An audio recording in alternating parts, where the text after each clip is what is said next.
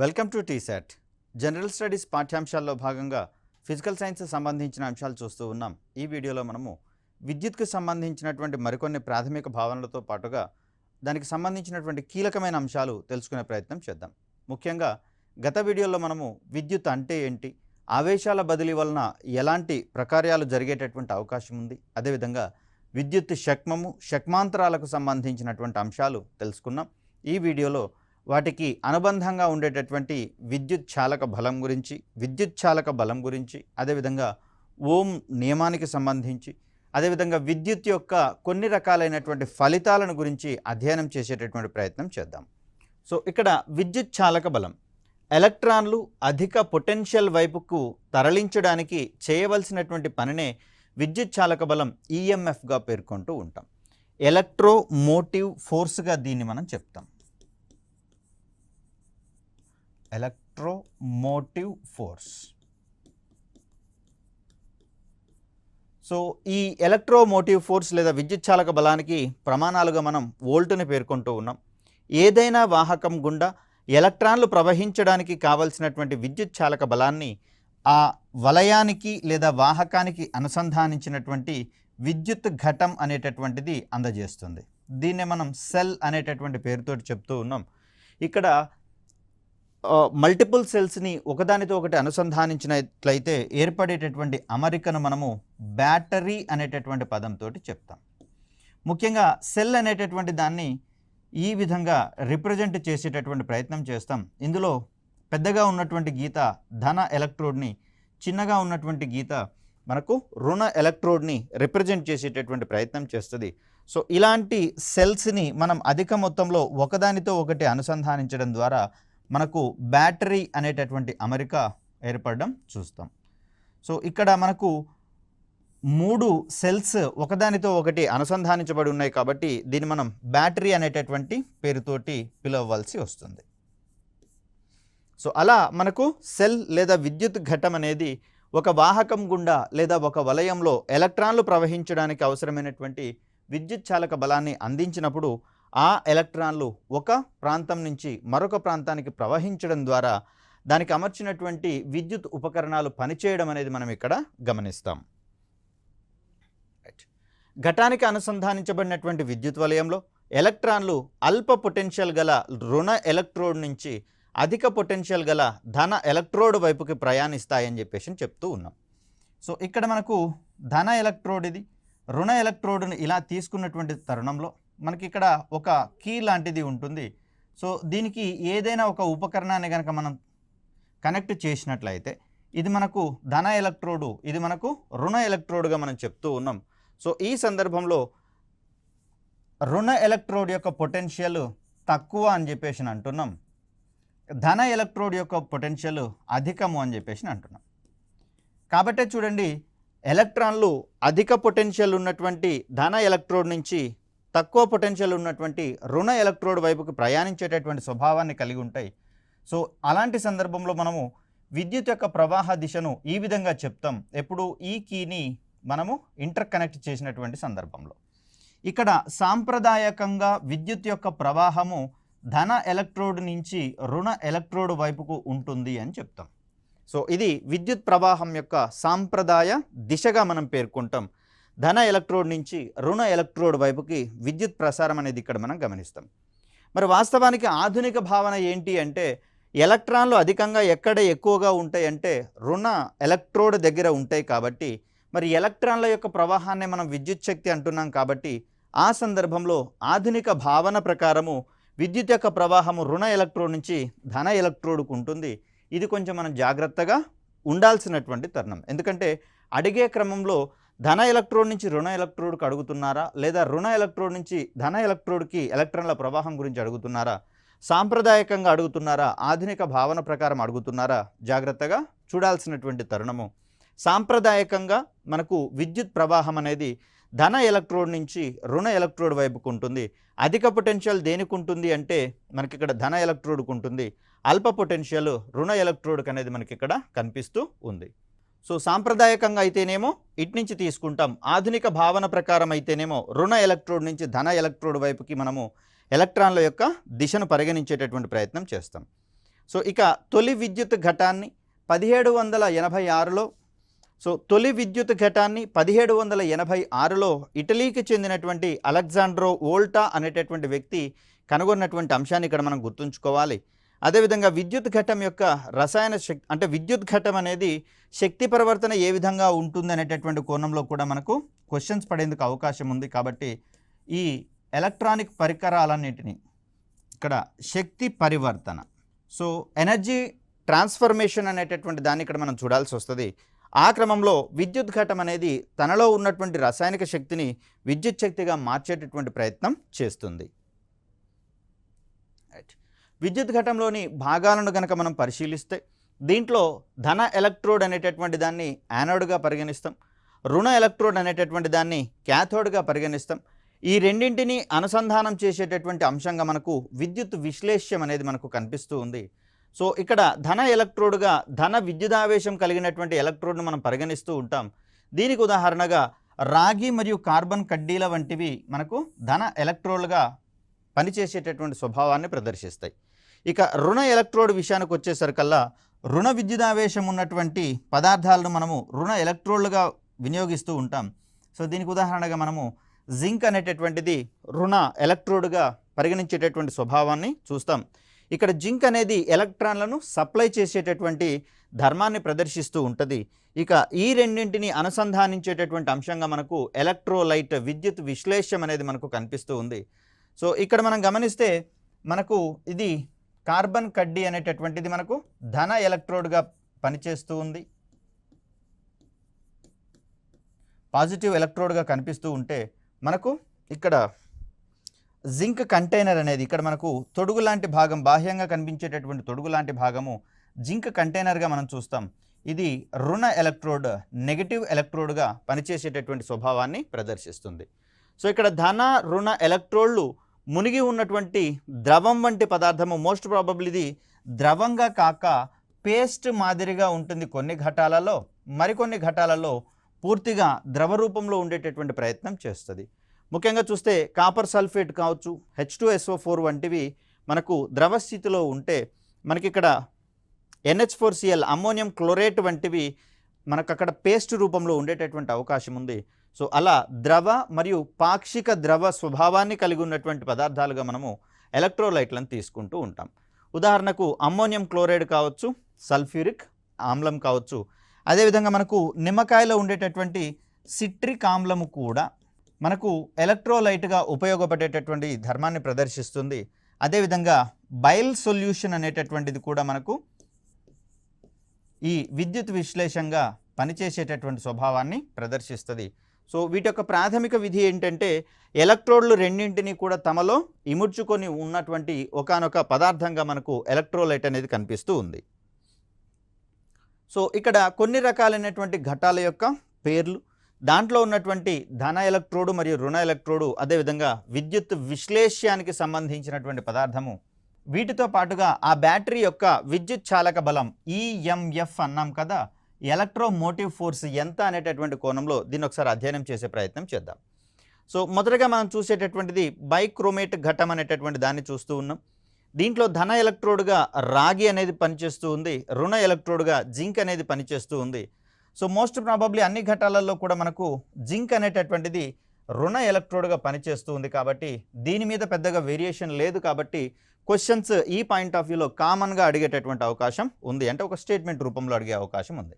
దీంట్లో విద్యుత్ విశ్లేషం ఎలక్ట్రోలైట్ విషయానికి వచ్చేసరికల్లా పొటాషియం డైక్రోమేట్తో పాటుగా సల్ఫ్యూరిక్ ఆమ్లం రెండింటినీ కూడా మనం ఇక్కడ విద్యుత్ విశ్లేషంగా వాడేటటువంటి ప్రయత్నం చేస్తూ ఉన్నాం. దీని యొక్క విద్యుత్ చాలక బలం వచ్చేసి 2 వోల్టులుగా వీటిని మనం చెప్తాం. అత్యధిక విద్యుత్ చాలక బలం ఉన్నటువంటి ఘటంగా మనకు బైక్రోమేట్ ఘటం అనేది కనిపిస్తూ ఉంది.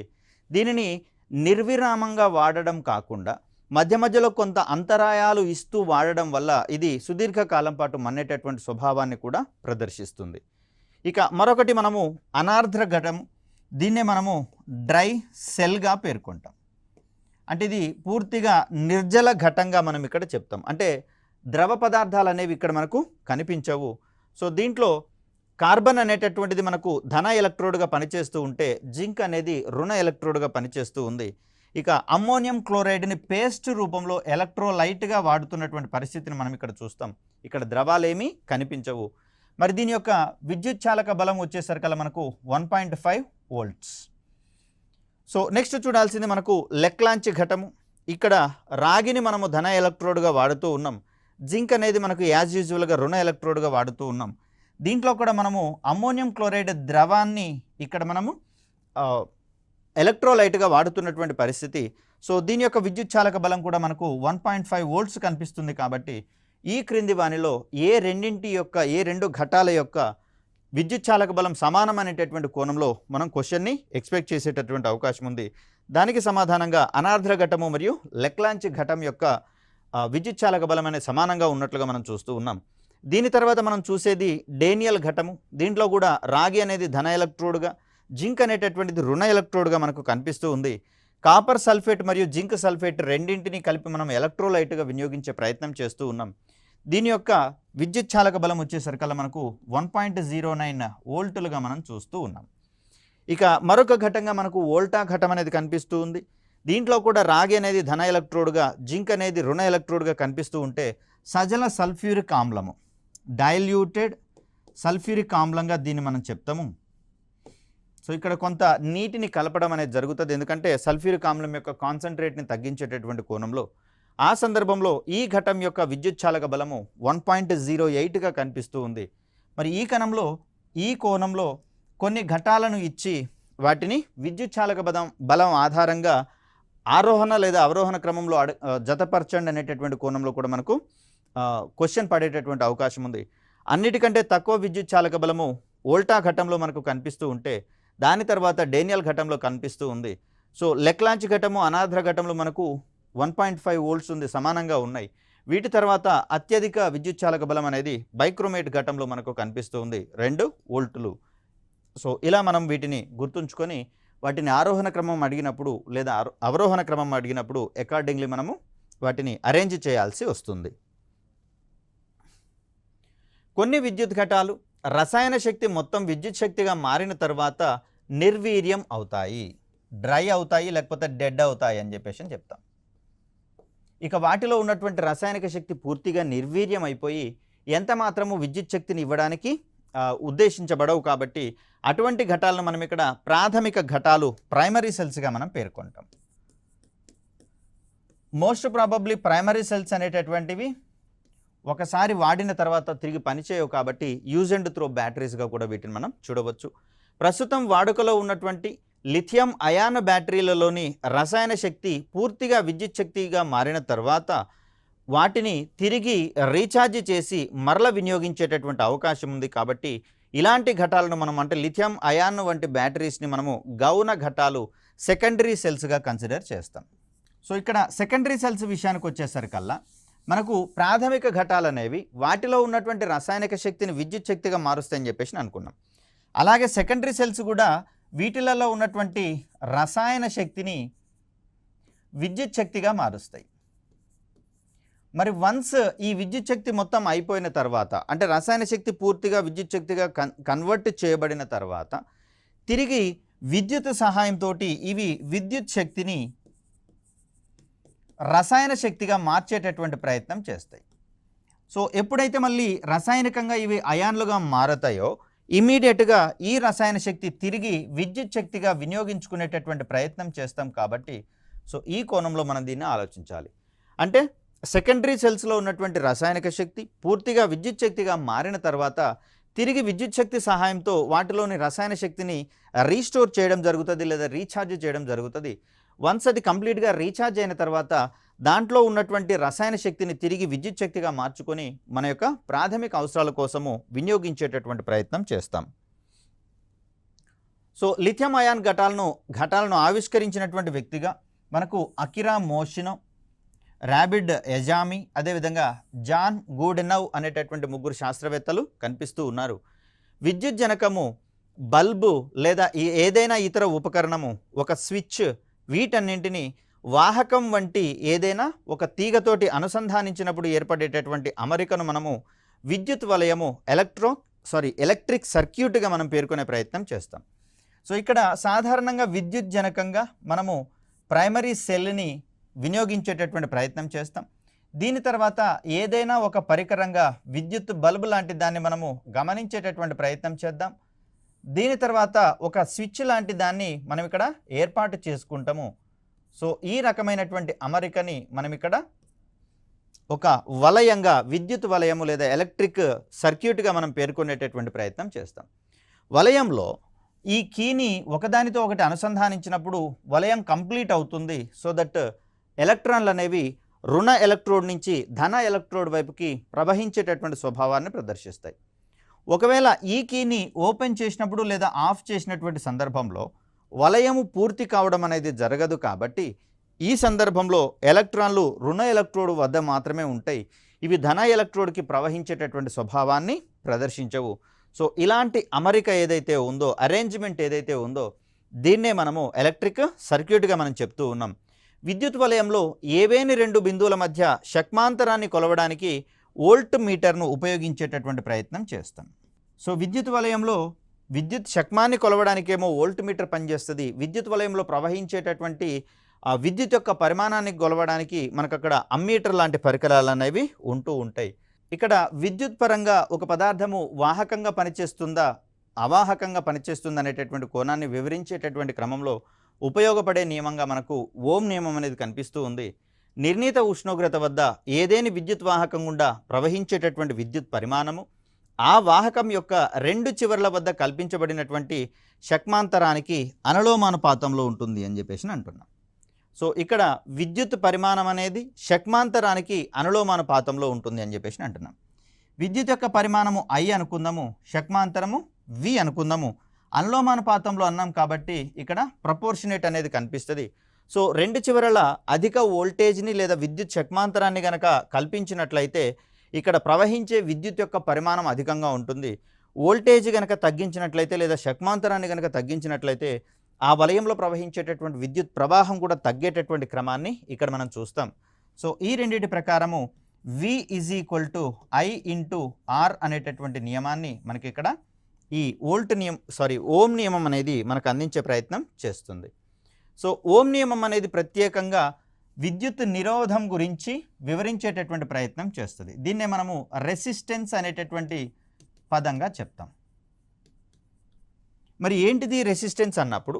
తమ గుండా స్వేచ్ఛా ఎలక్ట్రాన్ల ప్రవాహాన్ని వ్యతిరేకించేటటువంటి పదార్థ ధర్మాన్ని విద్యుత్ నిరోధం అనేటటువంటి పేరుతోటి పిలుస్తాం.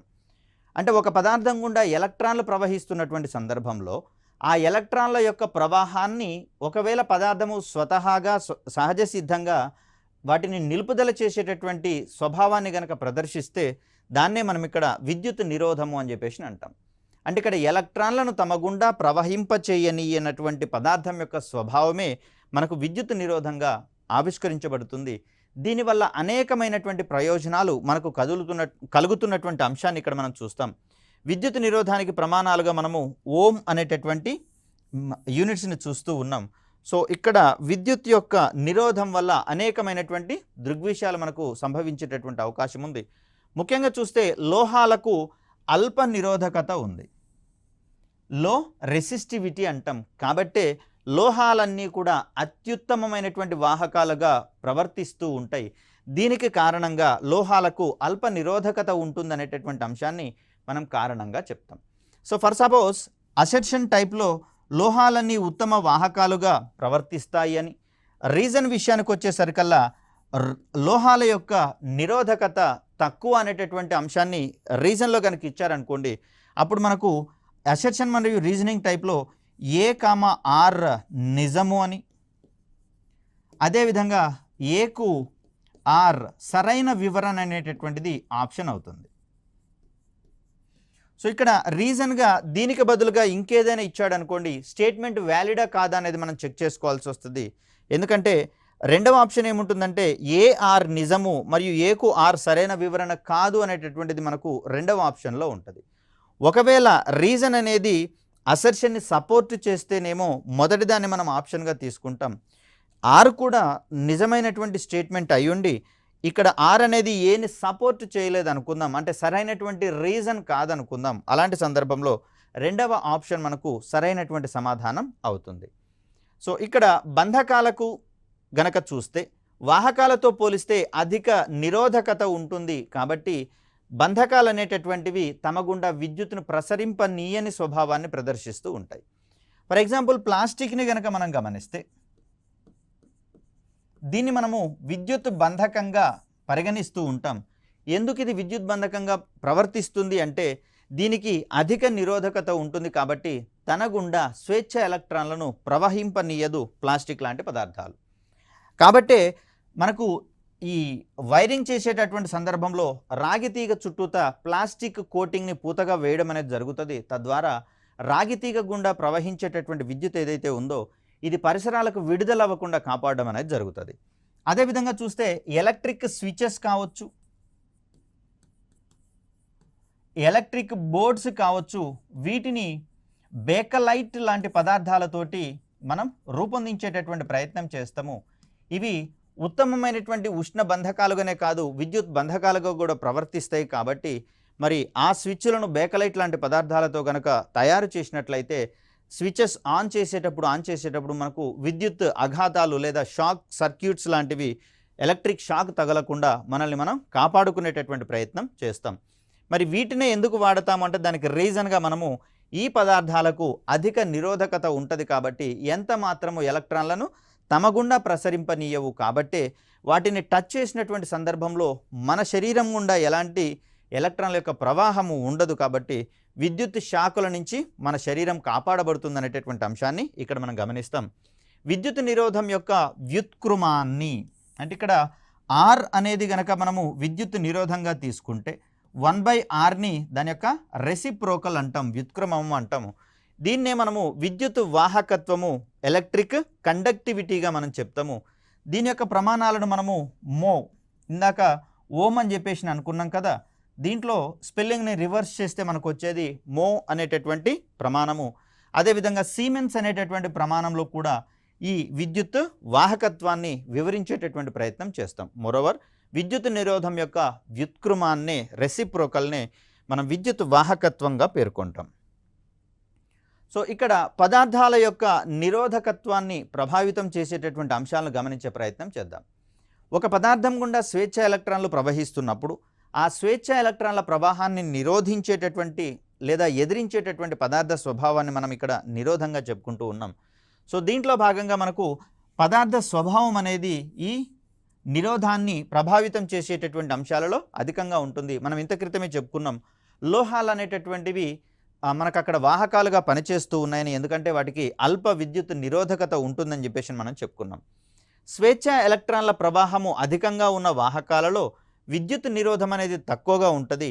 అదేవిధంగా స్వేచ్ఛ ఎలక్ట్రాన్స్ తక్కువగా ఉండేటటువంటి పదార్థాలలో అది నిరోధం అనేది అధికంగా ఉంటుంది. కాబట్టి ఆయా పదార్థాలు బంధకంగా ప్రవర్తించేటటువంటి స్వభావాన్ని ప్రదర్శిస్తాయి. మనకి ఇక్కడ తెలుసు కేంద్రకం చుట్టూత ఎలక్ట్రాన్లు నిర్దేశితమైనటువంటి కక్షలలో పరిభ్రమిస్తూ ఉంటాయని చెప్పేసి అనుకున్నాం. ఎక్కడైతే బాహ్య కర్పరాలు ఏవైతే ఉన్నాయో లేదా బాహ్య ఎలక్ట్రాన్ కక్షలు ఏవైతే ఉన్నాయో ఈ కక్షలలో ఉండేటటువంటి ఎలక్ట్రాన్లను మనము బాహ్య ఎలక్ట్రాన్లని, ఔటర్ ఎలక్ట్రాన్స్ అని, అదేవిధంగా స్వేచ్ఛ ఎలక్ట్రాన్లు అనేటటువంటి పేరుతోటి పిలుస్తాం. ఇక్కడ కక్షల యొక్క సంఖ్య పెరుగుతూ పోతున్నటువంటి సందర్భంలో కేంద్రకం యొక్క ఆకర్షణ ప్రభావం అనేది బాహ్య కక్షల మీద తక్కువగా ఉండేటటువంటి అవకాశం ఉంది. కాబట్టి ఆ సందర్భంలో స్వేచ్ఛ ఎలక్ట్రాన్లు అధికంగా ఉండేటటువంటి పదార్థాలు ఏవైతే ఉన్నాయో ఇవన్నీ కూడా మనకు వాహకాలుగా పనిచేసేటటువంటి స్వభావాన్ని ప్రదర్శిస్తాయి. అలా కాకుండా హైడ్రోజను, హీలియం లాంటి పదార్థాలను కనుక మనం గమనిస్తే అవి మనకు తక్కువ పరిమాణాన్ని కలిగి ఉంటాయి. కాబట్టి అక్కడ కేంద్రకం యొక్క ఆకర్షణ బలము బాహ్య ఎలక్ట్రాన్ల మీద అధికంగా ఉంటుంది. కాబట్టి విద్యుత్ పరంగా అవి బంధక స్వభావాన్ని ప్రదర్శించేటటువంటి గుణాన్ని కలిగి ఉంటాయి. సో ఇక్కడ ఉష్ణోగ్రతకు సంబంధించి కూడా నిరోధం మీద దాని యొక్క ప్రభావం ఉన్నట్లుగా మనం చూస్తూ ఉంటాం. వేడి చేసినటువంటి సందర్భాలలో విద్యుత్ వాహకాల యొక్క నిరోధకత్వం పెరుగుతున్నట్లుగా మనం చూస్తూ ఉన్నాం. అర్ధవాహకాలకు సంబంధించి చూస్తే వేడి చేసినటువంటి పరిస్థితులలో వాటి యొక్క విద్యుత్ నిరోధం తగ్గి విద్యుత్ ప్రవాహం పెరుగుతుంది. అంటే ఇక్కడ అర్ధవాహకాలను వేడి చేసినటువంటి సందర్భాలలో వాటిలో వాహకత్వం పెరుగుతుంది అనేటటువంటి అంశాన్ని ఇక్కడ మనం చూసుకోవాల్సి వస్తుంది. సో ఉష్ణోగ్రత పెరుగుదల వల్ల బంధకాల నిరోధకతలో ఎలాంటి మార్పు కలగనటువంటి పరిస్థితిని మనం చూస్తూ ఉన్నాం. సో వేడి చేసినప్పుడు లేదా ఉష్ణోగ్రతను పెంచినటువంటి సందర్భంలో బంధకాలు అనేవి బంధకాలుగానే ప్రవర్తిస్తూ ఉంటే అర్ధవాహకాల యొక్క వాహకత్వం పెరుగుతున్నటువంటి అంశాన్ని మనం చూస్తాం. అదేవిధంగా విద్యుత్ వాహకాలన్నీ కూడా వాటి యొక్క నిరోధకత్వం పెరుగుతున్నటువంటి సందర్భంలో వాటిలలో విద్యుత్ ప్రవాహం అనేది తగ్గేటటువంటి క్రమాన్ని ఇక్కడ మనం చూడాల్సి ఉంటుంది. రైట్. పొడవు విషయానికి వచ్చేసరికల్లా వాహకాల యొక్క పొడవు పెరిగితే వాటి యొక్క విద్యుత్ నిరోధం పెరుగుతున్నట్లుగా మనం గమనించవచ్చు. అదేవిధంగా వాహకాల యొక్క పొడవు గనక తగ్గితే విద్యుత్ యొక్క నిరోధము తగ్గుతున్నట్లుగా మనం ఇక్కడ చూస్తాం. కాబట్టి సుదూరాలకు గనక విద్యుత్ని ప్రవహింప చేయాలి అంటే వాటిని మందపాటి తీగలుగా మనము రూపొందించి వాటిని ప్రసారం చేసేటటువంటి క్రమాన్ని ఇక్కడ మనం చూస్తాం. సో అక్కడ నిరోధం పెరిగేటటువంటి సందర్భం ఉంటుంది. కాబట్టి వాహకాల యొక్క పొడవు పెరిగినప్పుడు దీనికి విరుద్ధంగా వాటి యొక్క మందం గనక పెరిగినట్లయితే నిరోధం అనేది తగ్గుతుంది. కాబట్టి సుదూరాలకు విద్యుత్తు ప్రవహింపనీయడానికి మనకు అవకాశం అనేది ఏర్పడుతుంది. అదేవిధంగా చూస్తే అడ్డుకోత వైశాల్యానికి సంబంధించి వాహకాల యొక్క అడ్డుకోత వైశాల్యం కనుక పెరిగితే వాటి యొక్క నిరోధం అనేది తగ్గుతుంది. అడ్డుకోత వైశాల్యం తగ్గితే నిరోధం పెరుగుతున్నటువంటి స్వభావాన్ని ఇక్కడ మనం చూడవచ్చు. కాబట్టి మనకు గృహాలకు చేసేటటువంటి వైరింగ్ని సన్నని తీగతో మనము ఏర్పాటు చేసేటటువంటి ప్రయత్నం చేస్తాం. సో దట్ ఇక్కడ ఈ వాహకాల యొక్క నిరోధం అనేది తగ్గుతున్నట్లుగా మనం చూస్తాం. అడ్డుకోత వైశాల్యం తగ్గుతుంది కాబట్టి. సో ఆ సందర్భంలో మనకు అడ్డుకోత వైశాల్యం వీటికి తగ్గుతుంది కాబట్టి నిరోధం అనేది పెరుగుతున్నట్లుగా మనం చూస్తాం. అదేవిధంగా అడ్డుకోత వైశాల్యము పెరిగినట్లయితే మనకి ఇక్కడ ట్రాన్స్మిషన్ లైన్స్లో వాటి యొక్క అడ్డుకోత వైశాల్యాన్ని పెంచి మనం అక్కడ విద్యుత్ ప్రసారం చేసేటటువంటి ప్రయత్నం చేస్తాం. ఇక్కడ ఓం నియమాన్ని పాటించేటటువంటి పదార్థాలను ఓమీయ వాహకాలు అని చెప్పేసి అంటాం. అర్ధవాహకాలు విద్యుత్ బంధకాలు ఇక్కడ ఓం నియమాన్ని పాటించినటువంటి అంశాన్ని ఇక్కడ మనం గమనించాలి. అంటే విద్యుత్ పొటెన్షియల్ పెరిగితే వలయంలో ప్రవహించేటటువంటి విద్యుత్ పరిమాణం కూడా పెరుగుతుంది అనుకుంటున్నాం. కాబట్టి మరి ఆ రకమైనటువంటి కండిషన్స్ని అర్ధవాహకాలు కావచ్చు, విద్యుత్ బంధకాలు కావచ్చు పాటించని పరిస్థితులు మనకు కనిపిస్తూ ఉన్నాయి. సిలికాన్, జర్మేనియం లాంటివి అర్ధవాహకాలుగా కనిపిస్తూ ఉంటే బేకలైట్ కావచ్చు, అదేవిధంగా స్వచ్ఛమైనటువంటి జలం కావచ్చు, ఇవన్నీ మనకు విద్యుత్ బంధకాలుగా కనిపిస్తూ ఉన్నాయి. ప్లాస్టిక్, కట్టె ఇవన్నీ కూడా మనకు విద్యుత్ బంధకాలకు ఉదాహరణలుగా మనం చెప్తాం. కాబట్టి క్రింది వాటిలో ఓమీయ వాహకాలు అంటే ఏంటి అంటే అక్కడ ఉన్నటువంటి అన్ని లోహాలు మనం అక్కడ ఓమీయ వాహకాలుగా చెప్పవచ్చు. అదేవిధంగా మలినాలు కలిగినటువంటి నీటిని కూడా మనము వాహకంగా చెప్పుకుంటూ ఉంటాం. కాబట్టి అది కూడా మనకు ఓమీయ వాహకాలకు ఉదాహరణగా మనం చెప్తాం. సో ఇక్కడ విద్యుత్ ప్రసారానికి సంబంధించినటువంటి కొన్ని ఫలితాల గురించి మనం మాట్లాడుకోవాల్సి వస్తుంది. అంటే ఒక పదార్థం గుండా విద్యుత్తును కనుక ప్రసరింప చేసినట్లయితే దానిలో కొన్ని భౌతికమైనటువంటి దృగ్విషయాలు ప్రేరేపించబడతాయి. వీటిలలో మొదటిదిగా మనము విద్యుత్ ఉష్ణ ఫలితం గురించి మాట్లాడుకుంటాం. వీటి ఆధారంగా మనకు ఎలక్ట్రిక్ స్టవ్ కావచ్చు, అదేవిధంగా ఐరన్ బాక్స్, హీటర్ లాంటివి పనిచేస్తూ ఉంటాయి. హీటర్తో పాటుగా గీజర్ లాంటి వాటిలో కూడా విద్యుత్ ఉష్ణ ఫలితం అనేది మనకు కనిపిస్తూ ఉంటుంది. దీంట్లో విద్యుత్ శక్తి కాస్త ఉష్ణశక్తిగా మారి బయటికి వచ్చేటటువంటి పరిణామ క్రమాన్ని మనం చూస్తాం. ఇక మరికొన్ని పదార్థాలలో విద్యుత్ అయస్కాంత ఫలితం అనేది కనిపిస్తుంది. అంటే ఏదైనా ఒక పదార్థం గుండా విద్యుత్తును కనుక ప్రవహింప చేసినట్లయితే దాంట్లో అయస్కాంతత్వం అనేది ప్రబలుతుంది. దీనికి ఉదాహరణగా మనము సోలనాయిడ్ వంటి వాటిని చెప్పుకోవచ్చు. సోలనాయిడ్లో విద్యుత్ ప్రసరింపజేసినంతసేపు దాంట్లో అయస్కాంతత్వం అనేది ప్రేరేపించబడుతుంది. మరోవర్ బలమైనటువంటి అయస్కాంతాలుగా అవి మారేటటువంటి క్రమాన్ని మనం చూస్తాం. సో ఇలా మనం చూస్తాం. విద్యుత్ రసాయన ఫలితం అంటే విద్యుత్ ప్రసరించినటువంటి సందర్భంలో దాంట్లో కొన్ని రకాలైనటువంటి అయాన్లు ప్రేరేపించబడము, అయాన్లుగా విడిపోవడము, ఇవన్నీ మనము విద్యుత్ యొక్క రసాయన ఫలితంగా మనం చూస్తాం. వీటి సహాయంతో ఎలక్ట్రో ప్లేటింగ్ కావచ్చు, ఎలక్ట్రో టైపింగ్ లాంటి అంశాలను మనము చేపట్టేటటువంటి అవకాశం ఉంది. సో అలా విద్యుత్కి సంబంధించినటువంటి శక్తి పరివర్తనల మీద, విద్యుత్ పదార్థాలు, విద్యుత్ బంధకాలకు సంబంధించినటువంటి సున్నితమైనటువంటి ధర్మాల మీద మనం పట్టు సారించినట్లయితే విద్యుత్ అనేటటువంటి పాఠ్యాంశం అనేది మనకు మార్కులు గెయినింగ్ చేసేటటువంటి క్రమంలో ఉపయోగపడేటటువంటి క్రమాన్ని మనం ఇక్కడ చూస్తాం. మరి మిగిలిన పాఠ్యాంశాలకు సంబంధించినటువంటి అంశాలను రాబోయే వీడియోలో చూద్దాం. Thank you.